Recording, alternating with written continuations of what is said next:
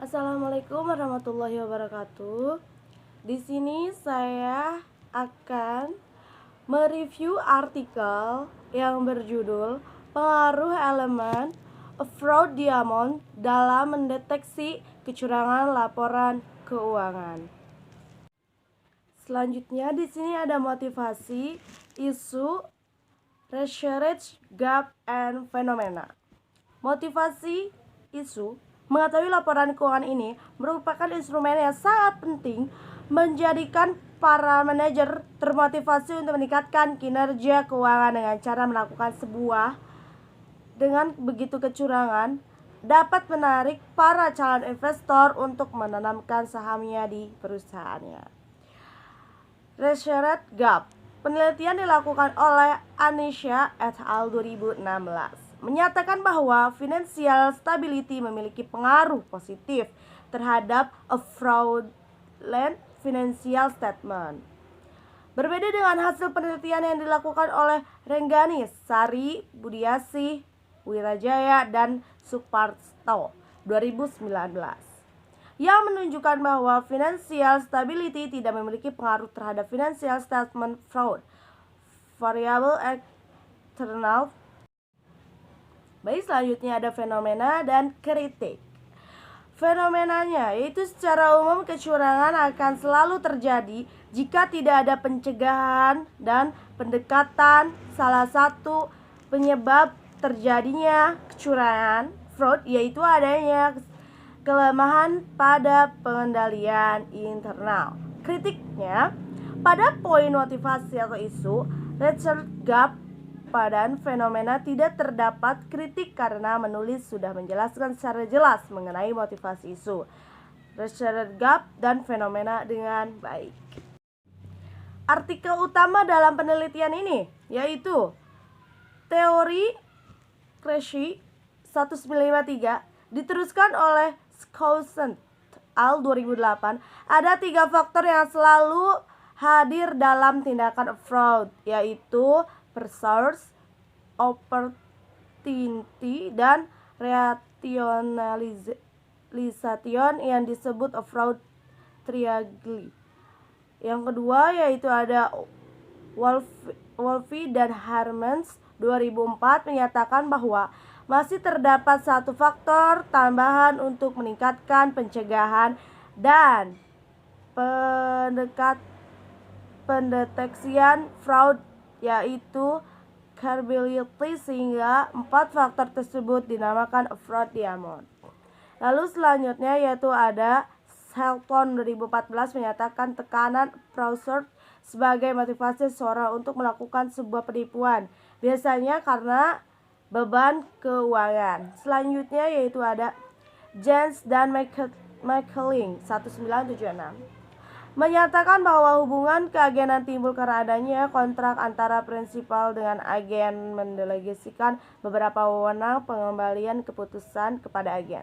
Yang terakhir yaitu menurut Black Loan Dictionary 8 tahun N004, fraudulent misstatement adalah suatu laporan atau pernyataan yang diketahui ketidakbenarannya atau dibuat secara ceroboh tanpa mendasari atau peduli apakah laporan itu benar atau salah dan dimaksudkan untuk mempengaruhi orang yang menggunakan laporan tersebut sehingga orang tersebut menderita kerugian.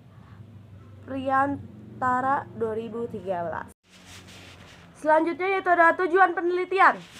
Yang pertama, untuk mengetahui pengaruh stabilitas keuangan terhadap kecurangan laporan keuangan. Yang kedua, untuk mengetahui pengaruh tekanan eksternal terhadap kecurangan laporan keuangan. Yang ketiga, untuk mengetahui target keuangan terhadap kecurangan laporan keuangan. Selanjutnya, untuk mengetahui kondisi industri terhadap kecurangan laporan keuangan.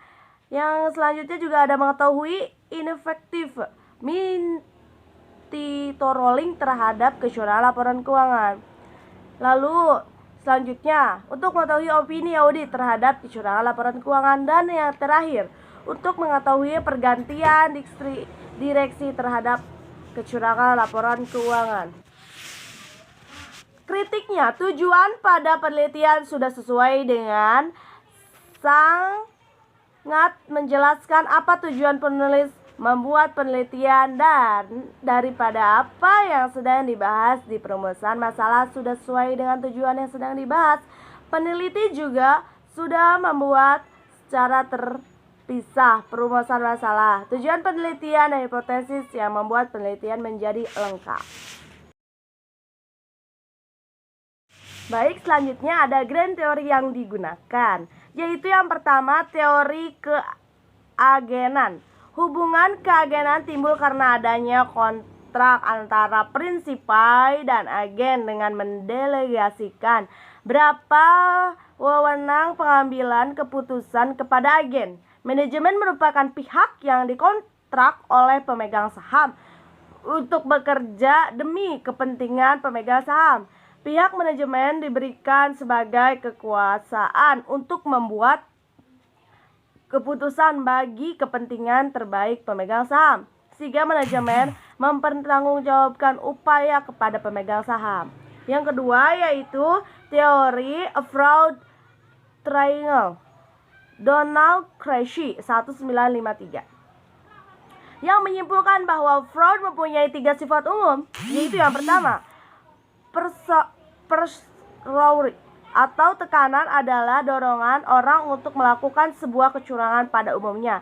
Tekanan muncul karena kebutuhan atau masalah finansial, tapi banyak yang hanya terdorong oleh keserakahan. Yang kedua yaitu opportunity. Lalu selanjutnya yaitu ada teori Freudian. Freudian merupakan suatu bentuk penyempurnaan dari teori fraud triangle oleh Creasy 1953. Freudian sebenarnya memiliki elemen-elemen yang sama dengan elemen yang terdapat dalam fraud triangle. Tetapi ada suatu elemen yang ditambahkan pada Freudian, yaitu elemen kemampuan. Capability merupakan upaya seorang dalam melakukan tindakan kecurangan demi tercapainya tujuan tertentu. Kritik, Freudian merupakan suatu bentuk penyempurnaan dari teori fraud triangle oleh Creasy 1953. Freudian sebenarnya memiliki elemen-elemen yang sama dengan elemen yang terdapat dalam fraud triangle, tetapi ada satu elemen yang ditambahkan.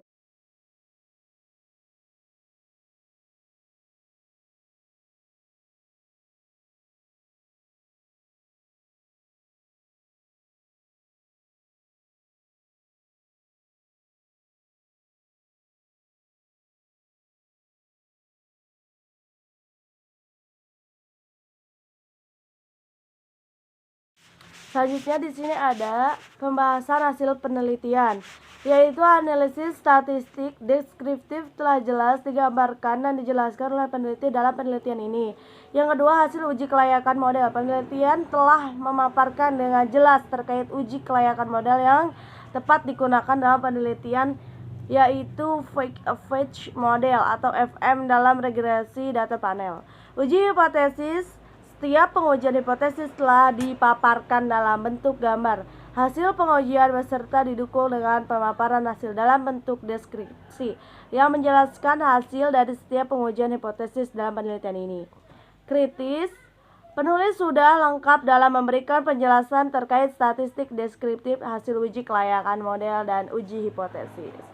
Yang terakhir yaitu kesimpulan, keterbatasan, dan implikasi. Kesimpulan yaitu sudah cukup jelas peneliti sudah menjelaskan sesuai dengan rumusan masalah dan memberikan pemaparan yang lengkap dan jelas untuk setiap pengujian hipotesis dalam penelitian ini. Yang kedua yaitu keterbatasan penelitian. Peneliti telah memberikan penjelasan terkait keterbatasan penelitian dengan spesifik. Itu yang terakhir, kesimpulan, keterbatasan, dan implikasi. Kesimpulan sudah cukup jelas, peneliti sudah menjelaskan sesuai dengan rumusan masalah dan memberikan pemaparan yang lengkap dan jelas untuk setiap penguji hipotesis dalam penelitian ini. Yang kedua yaitu keterbatasan penelitian. Peneliti telah memberikan penjelasan terkait keterbatasan